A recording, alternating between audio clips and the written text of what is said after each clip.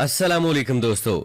आयतुल कुर्सी कुरान पाक की सबसे लंबी आयत है जिसमें अल्लाह के 5 सिफाती नाम और 26 खुसूसियात बयान की गई हैं। कुरान की बाकी आयत के बरक्स इस आयत में अल्लाह ताला ने सिर्फ अपनी बुजुर्गी और बड़ाई बयान की है। इसे आयतुल कुर्सी इसलिए भी कहा जाता है क्योंकि ये कुरान की सब आयत की मालिक है। उलमा के मुताबिक कुरान पाक जो है ये तमाम किताबों का बादशाह है।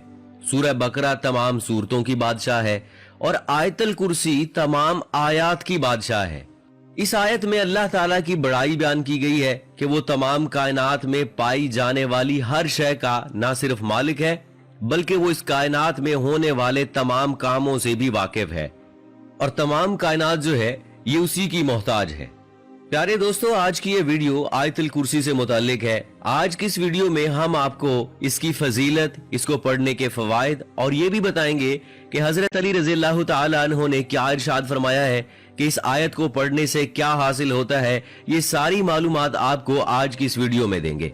तो दोस्तों, हजूर अकरम सल्लल्लाहु अलैहि वसल्लम ने इरशाद फरमाया कि कुरान मजीद में कौन सी आयत सबसे ज्यादा अजमत की हामिल है।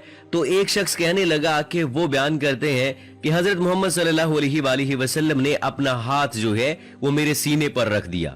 जैसे ही अल्लाह के नबी ने अपना हाथ मेरे सीने पर रखा तो मैंने उसकी ठंडक जो है वो महसूस की और नबी अकरम सल्लल्लाहु अलैहि वसल्लम फरमाने लगे कि ए अबू मुनज़्ज़र, इल्म की मुबारक हो।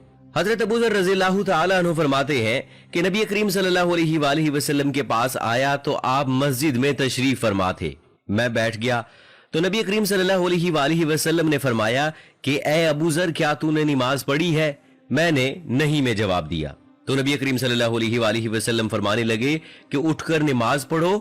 हजरत अबू ज़र रज़ियल्लाहु ताला अन्हु फरमाते हैं कि मैंने उठकर नमाज पढ़ी और फिर बैठ गया। तो नबी करीम सल्लल्लाहु अलैहि वसल्लम फरमाने लगे कि ए अबू ज़र, इंसानों और जिन्नों के शर से पनाह तलब किया करो। वो कहते हैं मैंने हजूर अकरम सल्लल्लाहु अलैहि वसल्लम से कहा कि क्या इंसानों में भी शैतान होते हैं? तो नबी अकरम सल्लल्लाहु अलैहि वसल्लम इरशाद फरमाने लगे कि बिल्कुल होते हैं।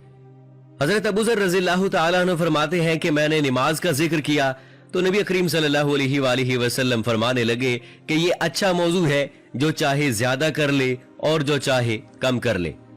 वो कहते हैं कि मैंने कहा रोजे के बारे में। नबी अकरम सल्लल्लाहु अलैहि वसल्लम फरमाने लगे कि फर्ज है, इसका अजर दिया जाएगा और अल्लाह ताला के यहाँ और ज्यादा अजर मिलेगा। मैंने कहा कि ए अल्लाह के रसूल सल्लल्लाहु अलैहि वसल्लम, सदके के बारे में आप क्या कहते हैं? तो अल्लाह के नबी कहने लगे कि इसका अजर डबल से भी ज्यादा होता है। मैंने कहा कौन सा सदका ज्यादा बेहतर होता है? तो फरमाया कि कलील इशिया के मालिक का सदका करना और या फिर फकीर को छुपा कर देना। मैंने कहा कि ए अल्लाह के रसूल सल्लल्लाहु अलैहि वसल्लम, सबसे पहला नबी कौन था? फरमाने लगे कि आदम अलैहिस्सलाम। मैंने कहा कि ए अल्लाह के रसूल, क्या वो नबी थे? तो नबी अकरम सल्लल्लाहु अलैहि वसल्लम ने फरमाया कि वो नबी मुकल्लम थे और अल्लाह ताला के साथ बातचीत भी करते थे। मैंने कहा कि ए अल्लाह के रसूल सल्लल्लाहु अलैहि वसल्लम, रसूलों की तादाद क्या है? फरमाने लगे कि 310 से कुछ ज्यादा। मैंने फिर दोबारा पूछा तो फिर फरमाने लगे कि 315। मैंने कहा कि ए अल्लाह ताला के रसूल सल्लल्लाहु अलैहि वसल्लम, आप पर जो नाजिल किया गया है इसमें सबसे अजीम क्या है? तो अल्लाह के नबी फरमाने लगे कि आयतुल कुर्सी। अब्दुल्ला बिन मसूद रज़ियल्लाहु ताला अन्हु बयान करते हैं कि इंसानों में से एक शख्स निकला तो वो एक जिन से मिला और वो उसे कहने लगा, क्या तू मेरे साथ कुश्ती का मुकाबला करेगा? अगर तू मुझे पिछाड़ दोगे तो मैं तुझे एक ऐसी आयत सिखाऊंगा कि जब तू ये आयत घर में दाखिल होते हुए पढ़ेगा तो शैतान घर में दाखिल नहीं हो सकेगा। इन दोनों ने मुकाबला किया तो इंसान ने उसे पिछाड़ दिया। वो इंसान उसे कहने लगा कि मैं तुम्हें बहुत कमजोर और दुबला पतला देख रहा हूं, तेरे बाजू कुत्ते की तरह है। क्या सब जिन इसी तरह होते हैं या कि तुम उनमें से ऐसे हो? तो उसने कहा कि हाँ, मैं ही उनमें से कमजोर और दुबला पतला हूं। उसने दोबारा मुकाबला किया तो इंसान ने उसे दोबारा पिछाड़ दिया। तो वो जिन कहने लगा कि तू आयतुल कुर्सी पढ़ा कर, कि जो भी घर में दाखिल होते हुए आयतुल कुर्सी पढ़ता है इस घर से शैतान भाग निकलता है और निकलते वक्त उसकी आवाज गधे की गूंज जैसी होती है। इब्ने मसूद रज़ियल्लाहु ताला अन्हु से कहा गया کہ کیا وہ عمر رضی اللہ تعالیٰ عنہ تھے؟ تو وہ کہنے لگے کہ عمر رضی اللہ تعالیٰ عنہ کے علاوہ اور کون ہو سکتا ہے؟ ابو عبیدہ رضی اللہ تعالیٰ عنہ کہتے ہیں الجیل کا مطلب یعنی کمزور جسم والا، اور الخیخ گوز مارنے کو کہتے ہیں یعنی ہوا کا خارج ہونا۔ حضرت ابو ہریرہ رضی اللہ تعالی عنہ بیان کرتے ہیں کہ رسول اکرم صلی اللہ علیہ وآلہ وسلم نے فرمایا کہ سورہ بقرہ میں ایسی آیت ہے جو کہ قرآن کی سردار ہے، وہ جس گھر میں بھی پڑھی جائے اس سے شیطان بھاگ نکلتا ہے، اور وہ ہے آیت الکرسی۔ پیارے دوستو، حضرت علی رضی اللہ تعالی عنہ کا ارشاد ہے کہ حضور اکرم صلی اللہ علیہ وآلہ وسلم نے ارشاد فرمایا کہ جس گھر میں آیت الکرسی پڑھی جاتی ہے اس گھر سے شیطان بھاگ جاتا ہے، اور 3 دن تک اس گھر میں داخل نہیں ہوتا، اور 40 دن تک اس مکان پر سحر کا اثر نہیں ہوتا۔ حضور صلی اللہ علیہ وآلہ وسلم نے فرمایا کہ جو کوئی رات کو سوتے وقت آیت الکرسی پڑھتا ہے، اللہ تعالیٰ اس کی حفاظت کے لیے 2 فرشتے مقرر فرما دیتا ہے جو صبح تک اس کی حفاظت کرتے ہیں۔ بزرگان دین نے بھی آیت الکرسی کو اپنے خاص برکات اور اثرات کے اعتبار سے نہایت افضل قرار دیا ہے۔ امام جزری رحمت اللہ علیہ فرماتے ہیں کہ میرے نزدیک اللہ لا الہ الحی القیوم اسم اعظم ہے۔ حضرت خواجہ معین الدین چشتی اجمیری رحمت اللہ علیہ فرماتے ہیں کہ فتاوی زاریہ میں لکھا ہے حضور صلی اللہ علیہ وآلہ وسلم نے فرمایا کہ جو شخص آیت الکرسی پڑھ کر گھر سے نکلے تو اللہ 70,000 ملائکہ کو حکم دیتا ہے کہ اس کے واپس آنے تک اس کے لیے مغفرت کی دعا کرتے رہو، اور جو شخص آیت الکرسی پڑھ کر گھر میں داخل ہوگا اس کے گھر سے اللہ تعالی مفلسی کو دور فرما دے گا۔ آپ رحمت اللہ علیہ نے مزید فرمایا کہ میں نے جامع الحقایات میں لکھا ہوا دیکھا ہے کہ بغداد میں ایک درویش تھا، ایک رات کا ذکر ہے کہ چور اس کے گھر میں داخل ہو گئے، اور وہ درویش آیت الکرسی پڑھ کر کہیں گیا ہوا تھا۔ وہ چور سب کے سب اندھے ہو گئے۔ جب وہ درویش اپنے گھر آیا تو ان لوگوں کو دیکھ کر پوچھا کہ تم لوگ کون ہو اور کیوں آئے ہو؟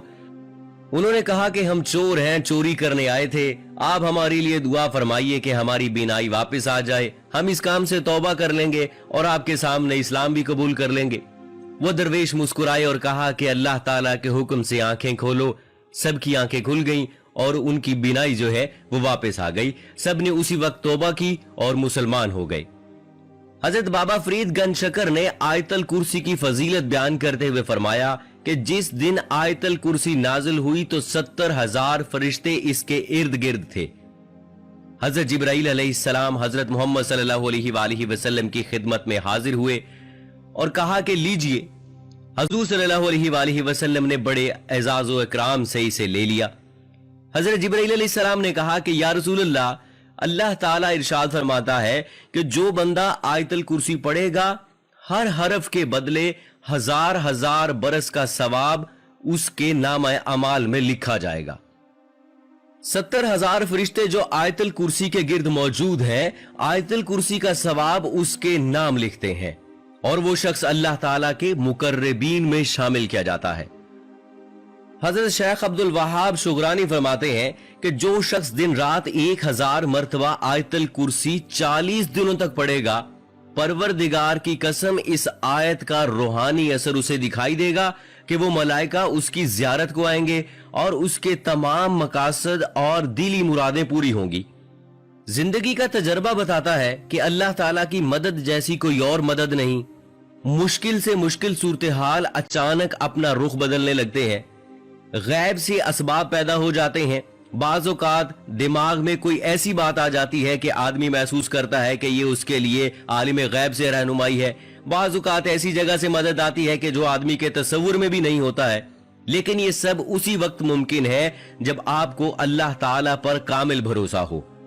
دنیاوی کاموں کے لیے دنیاوی اسباب اختیار کرنا اور جائز طریقوں سے ہر ممکن کوشش کرنا ضروری ہے، بلکہ ایسا کرنا اسلامی نقطہ نظر سے فرض بھی ہے، لیکن کوششوں کا انجام اللہ تعالیٰ کے ہاتھ میں ہے۔ وہ چاہے تو بعض اوقات معمولی کوشش بھی بارآور ثابت ہوتی ہے، اور نہ چاہے تو انتہائی جد و جہد بھی وہ رائیگاں ہو جاتی ہے۔